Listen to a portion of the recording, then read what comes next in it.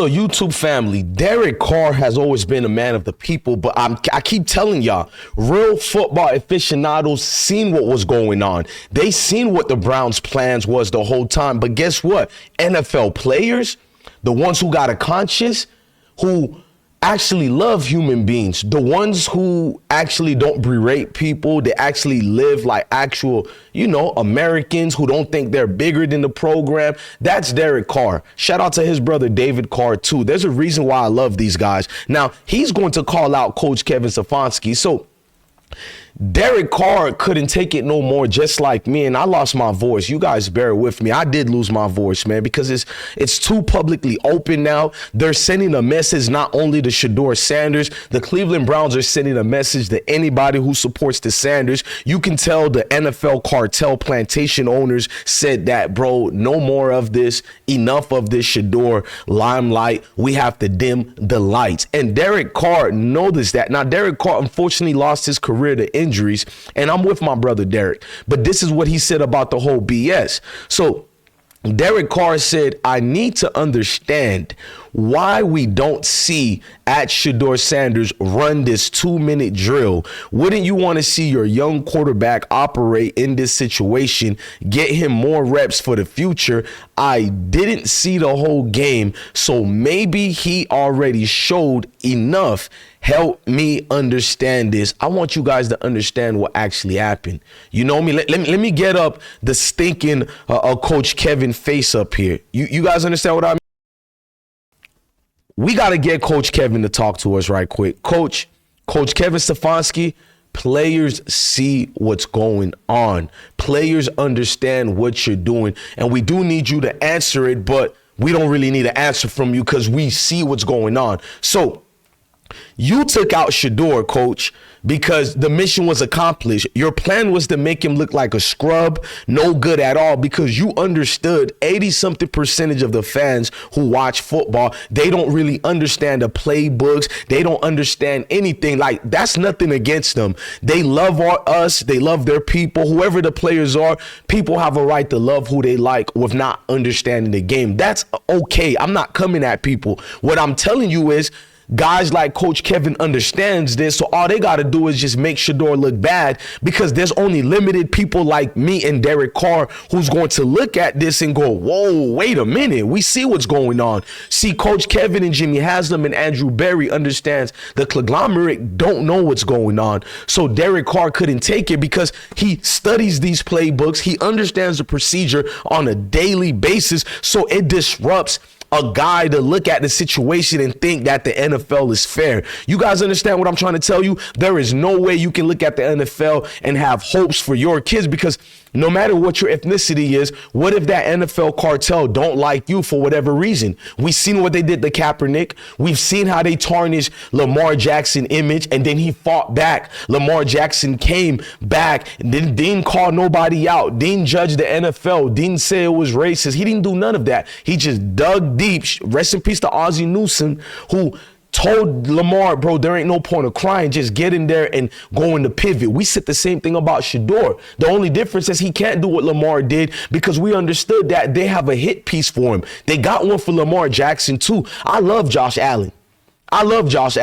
When Josh Allen said the N-word, I wasn't trying to defend him, but I told people that Josh Allen wasn't, even though I don't agree people should be saying it like that, but he wasn't saying it in no racial tones to hate on people. He was reciting a hip-hop lyric. Let's just be real. A lot of people might say, not that I'm giving them a pass, I'm not a stepping fetching, but I like Josh Allen. How did Josh Allen win NFL MVP? It was not even close. When you look at Lamar Jackson's football numbers, remember, I'm saying football because I thought that was what the game was about. No politics, no racial identity and who you like more, but it was about football. How on God's given earth Lamar Jackson did not win his third MVP? You just literally gave a participation prize to Josh Allen. You literally did that because Lamar Jackson wasn't supposed to thrive the way he thrived. You see what they did to Justin Fields? No, we're going to talk about it.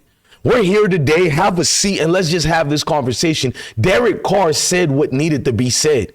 So all you people who don't like what I say because I don't play in the NFL, even though I got a high IQ of this NFL game, I don't have to be your best football players. That's Myles Garrett, the weakling. That's Myles Garrett right there. He plays football, but he keeps his mouth shut for real stuff.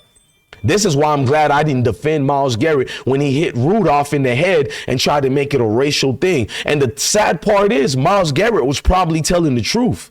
He probably was telling the truth, but I've never liked dudes who are not real leaders who don't defend their players and their peers.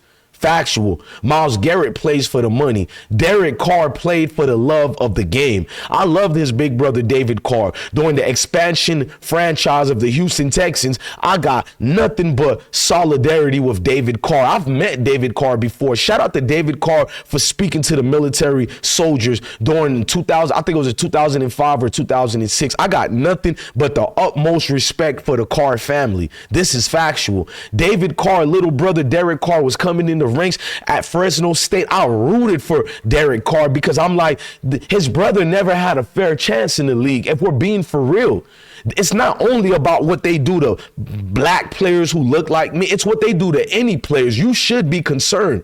They don't let guys go in there and show they could play or not. They control the actual dynamics of the game. This is why the game's been watered down for multiple years.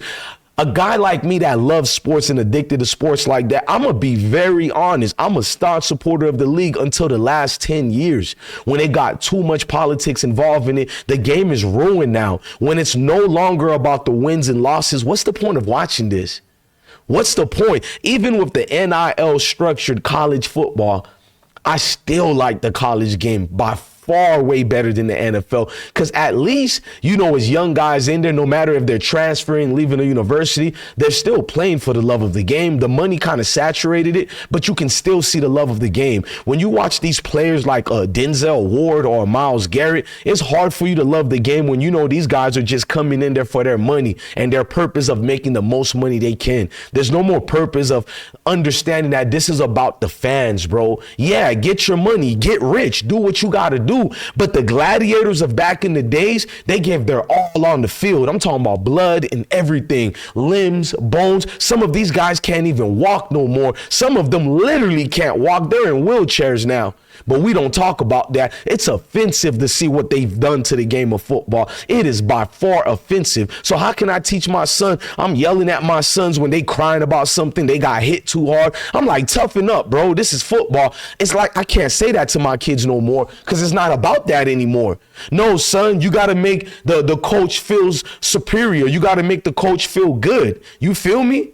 You got to make the coach feel validated. You got to make the owner of the Pop Warner team feel like he's a superhero, because it's not about, are you a good worker? Or you going to do what you got to do to get in this game of football? No, it's no longer about that anymore. It's about who can satisfy whatever person's political aspirations.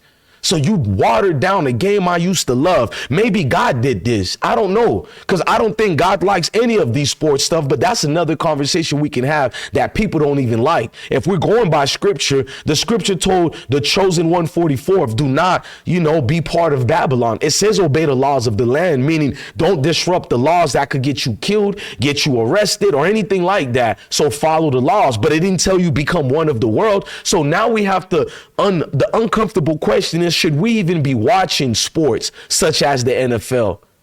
See, that's a conversation a lot of people don't want to have. Should we even be part of this NFL thing, especially if you look like us? Why not form our own league if we love this game of football so much?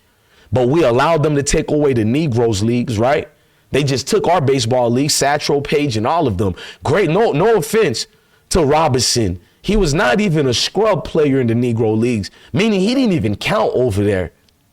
They handpicked the puppets like a Myles Garrett type to shut up and throw the football or catch the football or tackle the dummies out there on the field. You know, when they told LeBron, shut up and dribble, well, they've been doing that to NFL players since the beginning. And NFL players ain't got no bravery like LeBron, where NBA players can roam around and do damn near what they want. An NFL player got to be a good little boy.